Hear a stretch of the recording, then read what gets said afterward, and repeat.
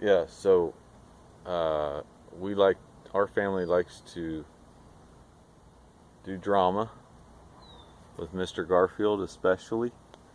And a couple years ago, several of us were slated to be in his Broadway musical review. And Judah, my oldest son, who was 17 at the time, had two or three parts in it where he was supposed to sing. But he had an incident the week of opening night. And that's a story, I guess, in itself. Here's that story. He fell out of his bunk bed. He fell off the top bunk onto a concrete floor because his bunk bed's downstairs. Didn't feel very good. Gashed his head open, went and laid down in the living room for the rest of the night, and Mom gets up and sees him there, and he rolls over and has blood all over his face, whatever. Anyway, he was supposed to sing a song in the Broadway musical review that starts with something like, I have often walked down this street before. But given that he had just fallen on his side and hurt his hip and his head and stuff, and he wasn't walking very good, and so this was just 3 days, I think, before opening night, I decided to call the drama director, Mr. Garfield, just to give him a heads up, in case, if need be, we had to think about some sort of plan B. Turns out Judah still did his part and everything. But I'm trying to call Mr. Garfield. Didn't get any answer. I didn't want to leave a voicemail, so I hung up. Decided to try again moments later. And we still have sort of a landline hooked up through our computer and all that. And we have a weird thing sometimes. Every once in a while it happens with the landline. If I go to call somebody, and I dial the number, and then wait for it to connect, sometimes for like a second and a half, I'll hear somebody's voice on there, and then it'll connect through and start ringing on the other end. And that's happened every once in a while. It's weird. The second time I went to call him and decided, okay, fine, I'll leave a voicemail. His voicemail sounded like it started to pick up, but then a second later it clicked over, and some lady's talking on the other end. And she's just going off. Like I hadn't even said anything, and she's like, yeah, grab that. Would you grab that dog? He got out when the door opened, or something. And she goes, oh, I'm so glad you called, hon. And yes, and pick me up another smoothie. Oh, I've been eating these smoothies and I've lost 10 pounds, and I've got to do that show tonight or tomorrow night or something. She's going off. I hadn't even said anything yet, but I hear her talking, and so I'm listening for a while, and then she says, I'm so glad you called, hon. And then she's talking for a while, and she says, I hope you can make the show tonight or tomorrow, this weekend, whatever she says. And she says something about, can you believe, ever since I posted that on Twitter and it just blew up. And then she's saying other things, and occasionally she would ask me a question and I would answer, and then she'd just go on talking. Like she said something about, are you going to be able to, have you seen the show yet? And of course, was trying to call my drama director about a show that we're going to do, and so I forget what I said, but I think I said something like, yeah, I saw it. Because I've been to the practices, I'm in the show. And so that's about all I said. And then she just kept on talking, and she said something about, about being a 70-year-old woman going up on the stage in sequins and feathers and stuff. And she just keeps going. So this lady's just talking away, occasionally asks me a question. I give her short answers, and then she keeps going. I was kind of playing along with her. And I'm thinking, she does not know who she's talking to. This is not the person she thinks it is. Because I have no idea who she is.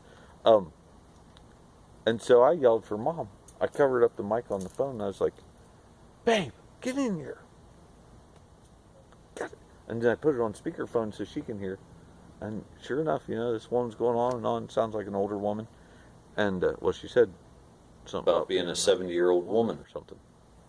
And so, it's like, this is crazy. But then I got to thinking, here I am playing along with her, answering her questions every so often, as if she does know me. She's going to be really upset when she finally slows down enough to find out I'm not who she thought I was. And she's still going and going. So finally, knowing that we aren't supposed to be talking to each other. She doesn't know who she's talking to. I don't know who she is. She's not my drama director that I was trying to get a hold of, Mr. Garfield. So finally, while she's talking away, I just hung up. But, based on a couple things she said, I decided to get on Google, and I Googled something like 70-year-old woman Twitter. Because I figured, how many 70-year-old women are on Twitter? And even if there are a number of them, how many of them just had a recent tweet blow up?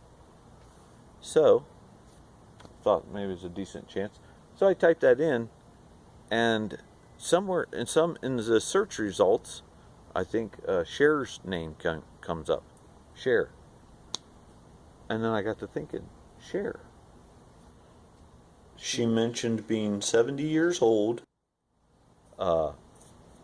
wearing sequins and feathers on stage, doing live shows, and drinking smoothies so she can stay thin. So that's like, babe, I think I just talked to Cher. What? Yeah, I think I was just talking to Cher on the phone. I mean, I didn't really do very much talking. I was doing more listening. But I think it was, I think I was on the phone with Cher. Because look, and it shows us to her. And then, of course, and I just hung up on Cher. Bummer. If I'd have known that, I'd probably tried to make more of it. But anyway, I still hadn't got a hold of Mr. Garfield yet, right? Because I had not left a message first time, called back to leave a message, and ended up listening to Cher ramble on for a while. And so I'm like, I still got to call Mr. Garfield back. And so I go to call him back, and frankly, I was kind of hoping I'd get hooked up with Cher again, but because those are just fluke things, it didn't happen. I think I left him a message. Eventually, I get on the phone live with him. I think he called back or something. And so I tell him what I was calling to tell him about Judah having this injury. And then I said, before I hang up, I have something else to ask you about. And so I told him a little bit about it. I said, were you messing with me? Because when I was in theater class in college, my professor, I remember him talking about how some acting students and professors, they'll have their students, when they put on a particular coat, they have to don a particular character role, take on a particular personality. And then when they take the coat off, they switch or whatever. I don't know. I didn't quite understand. Something like that. So I thought, well, here I am trying to call my drama director. For all I know, he's got a student in his office, and he sees it's me calling. So he's like, hey, this is Mark calling. Let's mess with him a little bit. And so, because it did kind of sound like maybe it wasn't Cher, but somebody trying to impersonate Cher. So anyway, I asked the drama director on the phone, Mr. Garfield, were you messing with me? And I explained a little bit, and he says, Mark, I have no idea what you're talking about. And so I explained it further. And then he goes, oh, you know what? I've got this service on my phone, this robo-killer, where it's supposed to kind of get telemarketers back. So the telemarketer calls, this thing kicks in, and it keeps the telemarketer on the line for a long time. Which I had never heard of. So after I hung up with him, I looked it up, and sure enough, you can find it. There's recordings online of conversations between telemarketers and these recordings. And every once in a while, the recording voice will be the voice of a Hollywood actor or actress, Morgan Freeman, Cher, whatever. And it's probably not even them. It's probably just somebody impersonating them. I actually heard it. You didn't tell me after. You called me up. You're like, babe, come in here. Yeah, I said that. Yeah, you walked away. But yeah, I put it on speakerphone and had. I know. It's like, listen to this. So I talked to Cher, but not really. It was just a robo-killer service.